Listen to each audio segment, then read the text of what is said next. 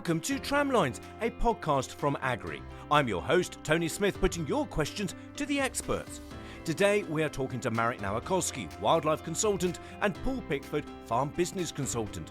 Establishing farm habitats is a real focus for farmers. Today we're going to examine the real costs and the real benefits. How can we balance the financial return with the cost of establishment and ensure that creating wildlife habitats is good for the environment and the financial health of our farm business? Marek, if I can start with you, why is the creation of wildlife habitats on our farms so important? Farmland occupies 70% of the land area, and if that is devoid of wildlife or sterile, the surviving wildlife is going to exist in isolated islands, and islands environmentally are normally doomed to failure. Loss of biodiversity is quite simply loss of opportunity. A diverse ecosystem is very robust. A weak or a poor ecosystem is quite the opposite. It's very fragile and prone to collapse.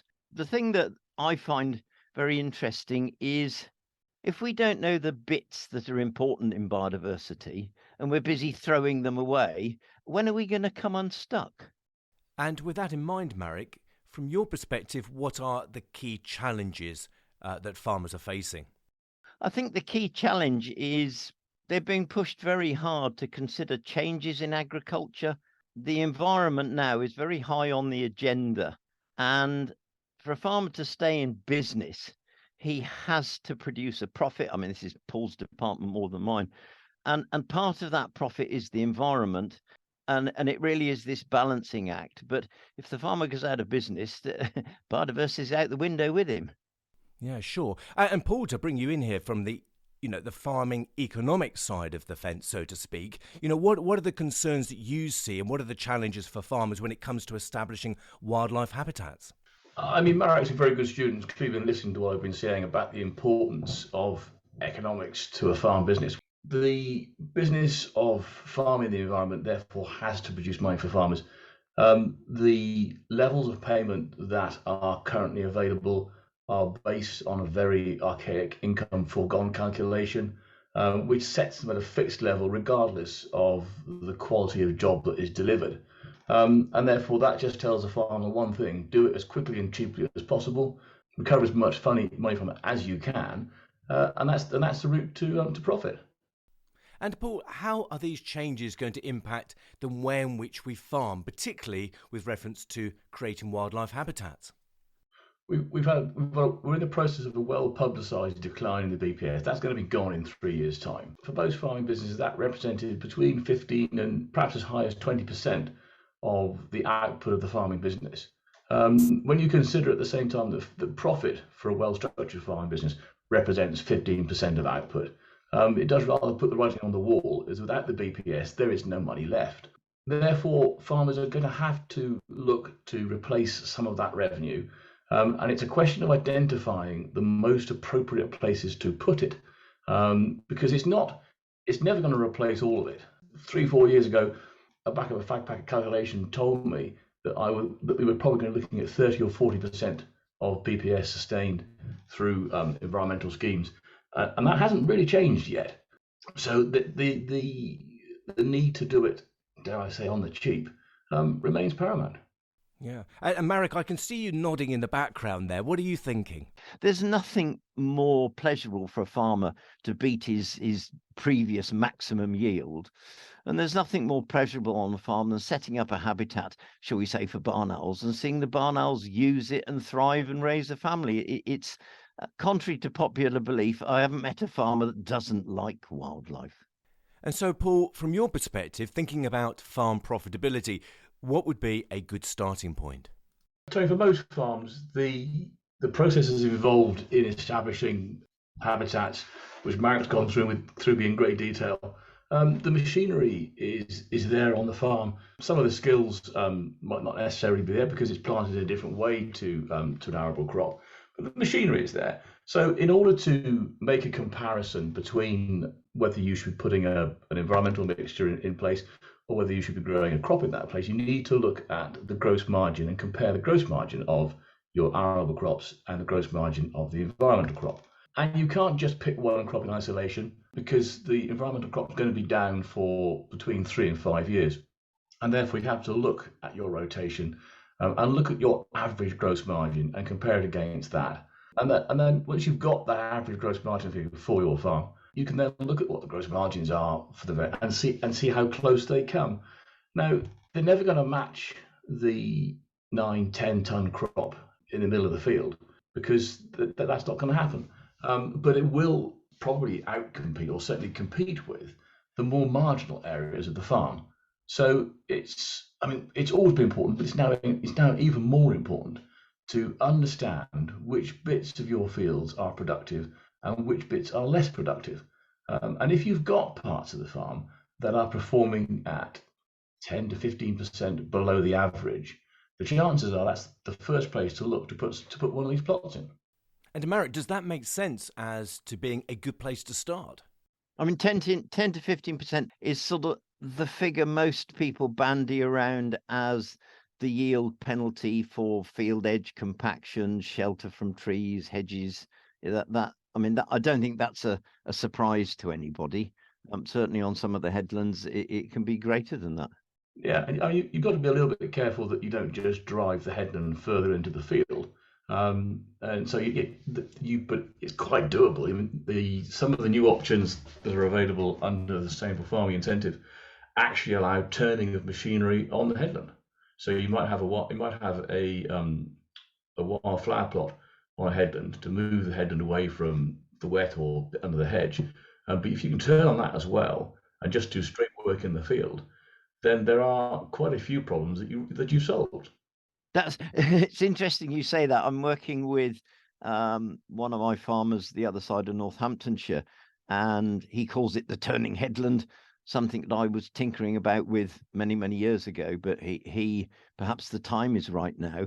And what we've discovered, where he's turning, has created a level of compaction which has reduced the fertility because it's locked up the available nutrients. And we've actually got in the wheel marks, we've actually got better flower establishment. So Paul, can we start to focus in on some of the costs?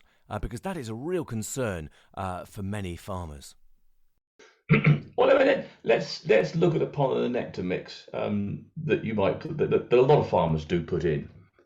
We know that it's got a revenue of £614 per hectare. We know that the cost of buying the seed will be somewhere in the region of £120 per hectare. So in the first year, you're going to get a gross margin of £494. In years 2 to 5, you've got no other variable costs associated with that.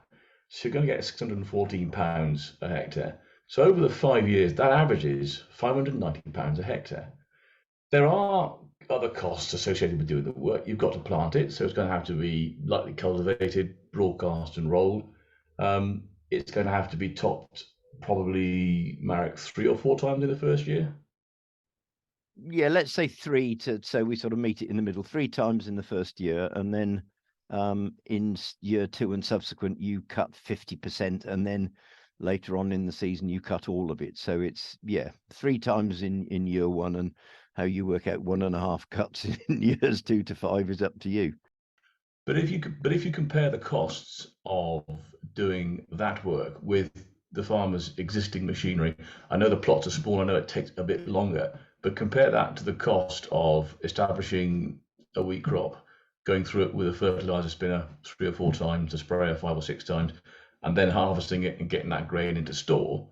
The overhead costs are quite a much smaller fraction of that. It's more difficult to quantify. I don't like to try and put individual costs against individual operations because I find it distorting. But there would be a saving, certainly in fuel, maybe in a bit of labour cost and some wearing parts. But largely the overhead costs of the business aren't going to be significantly different because you've got all the machinery in the shed already. And what about fuel costs and labour? It takes a disproportionately long time per hectare to do the work because you're running around between plots and fiddling about. So that absorbs more time. But you certainly don't spend anything like the quantity of fuel or the total quantity of labour actually that you might invest in a wheat crop. But if that labour is already on the farm, there might be a small saving over time, but it's unlikely. There would be some saving in fuel. There would be some saving in wearing parts. But actually, it's only 5%, 3-5% of the farmed area. You're probably not going to notice it on a P&L at the end of the year. A real concern, Paul, is around the cost of having to re-sow a wildlife mixture where, for example, that crop has failed to establish. What are your thoughts on that?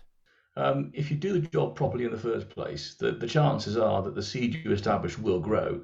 I've lost count of the number of phone calls I've had this year from farmers ringing me up saying, "What do I do, Paul? My picky environmental mix hasn't grown this year because it was late going in, because it was dry, etc., etc." So it is important to do it right in the first place. So getting the right seedbed, getting everything set up properly, so that when you put it in, it's got the best chance of survival. Means you do it once, it keeps the cost down. You buy the seed once, you do the work once. That's the way to do it. You can watch a range of videos delivered by Marek on the Agrii website at www.agrii.co.uk/green-horizons/the environment. Or follow the link in the bio for topics ranging from filling the hungry gap to succession planting for pollination. And Marek, listening to Paul's advice there about how to establish these crops, is this where advice is really important in helping the farmer? Many farmers understand what to do, timeliness. You broadcast the seed, you don't drill it. But the reality is that having done everything right, like any other crop, if the weather doesn't play ball, you might be facing a re-drill, and it's increasingly important to look to delivery. DEFRA are getting much keener on delivery rather than just paying you for taking land out of production. So I think, although I agree with what Paul is saying, the risks involved in habitat creation, I think, are higher than conventional cropping. Marek, you make a really interesting point there about risk. Paul, what is the financial risk when trying to establish these wildlife habitats? The simple one to pick up on, I guess, is perhaps the seed cost, Marek. If you plant it and the seed doesn't grow, that's £120 for a pollen nectar. It's £250 or £1,000 for a flower margin. It's £160 for winter bird food that you've lost. The work involved, the physical work of doing it, doesn't cost anything like that. So it really is important to do it. It's very difficult because, understandably, the farmer's going to prioritise the planting in the spring of his crops, and then fall back and do the wildlife margins, because there is the opportunity to generate more profit from doing the arable crops well.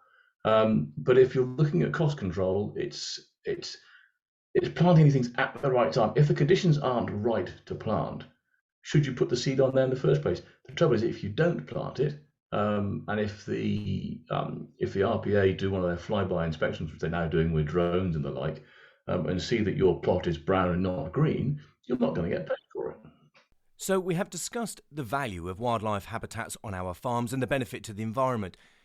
We've heard about how the schemes are going to be working going forwards, and talked about some of the risks of establishing these wildlife habitats and where best to place them in areas on the farm. But Paul, can this work financially for all farm types? Can you give us some insight as to your thinking? And I picked 3 farm types. I picked a good farm, which I was going to call a 10-ton farm. I picked an average farm that might be an 8-ton farm, and I picked a poor farm that might be a 7-ton farm. That's in wheat, obviously. If you look at and we're growing a rotation based around wheat, barley, rape, and beans, and using the standard figures I produce for Agrii every year, a 10-ton crop has an average gross margin across that area of £901 a hectare. The average farm is 682, and the poor farm is 552. That's the average. So if our pollen and nectar mixes are yielding £590 a hectare, there's a story there. You have to start looking quite hard at that. So for the average farm whose gross margin is 682, 590 isn't enough. But when you get to the part of the farm that's doing 10% below the average and dragging that average down, if you take 10% of the yield away, one would assume the costs haven't changed at all. then that margin is £561 a hectare. Apparently, guys, you're better off growing bird food and flowers. That sounds good to me. Marek, what are your thoughts? Is that good news? Yeah, I'm encouraged by Paul's figures because it shows quite clearly most farmers can see environmental opportunities as a good bit of business. I provide the training and, as you say, the planning. But at the end of this discussion, the business opportunity for habitat creation, to me, is very encouraging. Paul's put the figures to it. Yeah, I'm happy with that. I think it's a good business opportunity. And whilst that sounds really good news, Paul, can you just qualify what you mean by those average yields and what that means about selecting the area where we choose to establish the wildlife habitats? So this is why it's important. The farm average is 8 tonne. That means that some of the field is doing 9, maybe 10 tonnes, which really couldn't be much further from the truth. The planning that's required to put in place a decent scheme on a farm is awful lot of work, and you really do need to understand how each part of the farm performs. Most farms now have got access to data off their combines that will tell them the variance in yield from field to field. You can't choose a year in isolation. You need sort of perhaps ideally 3 or 5 years to look back over. But you have to make sure you understand where those bits are, and that's where you have to do the work to put these plots in place. And if I understand it correctly, Paul, we have to establish these wildlife habitats in order to receive the payments. Absolutely, Tony. The RPA are getting cleverer at spotting the ones that haven't been. That there are drones flying back. They are using satellite photographs. You've told them where the plot will be. If that bit's brown in June, they're going to want to know why. And Marek, as the wildlife expert here on this podcast, what are your thoughts on what we have discussed? Paul has clearly shown us that the right habitat in the right place can be a damn good business opportunity. He's given me, and I've written it down, he's given me the figure. If I'm averaging less than 7 3/4 tonnes a hectare, the business opportunity of doing something for biodiversity is clearly there. That's Paul's bit. My bit is still pushing hard on the training and the planning, so the whole thing becomes an integrated part of the farm. Up till recently, I've done the wildlife bit, but I've done the farming bit. Now, farming and wildlife should become as one smooth link in the business. And as we come towards the end of this podcast, Marek, I'm going to ask you first, what are your reflections and what would be your key messages to those listening today? The skills and the timings for quality habitat delivery are every bit as demanding as crop production. At the end of the day, my interest is top quality delivery means you can score highly in the environmental delivery on a reduced area of farmland. To try and find the true cost, you have to understand the farm business well enough to be able to identify, as Paul has said, the areas that are not producing a profit. And those have to be the prime candidates for where you put the habitats. And Paul, from the business perspective, what would be your message? The farm business has got an opportunity in front of it to blend economic return from poorer ground with a significant benefit to the environment.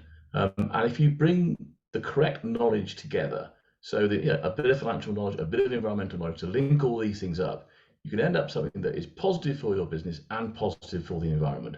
But you do have to put the work in at the outset. Well, thank you, Marek and Paul, for sharing your expert advice on the real costs and opportunities of wildlife habitats. That's it for this podcast, but do tune in again as we meet the experts throughout the season, exploring the many immediate and longer-term questions for growers and farmers in the UK. If you have any questions you'd like us to ask the experts, email info@agrii.co.uk. See you next time.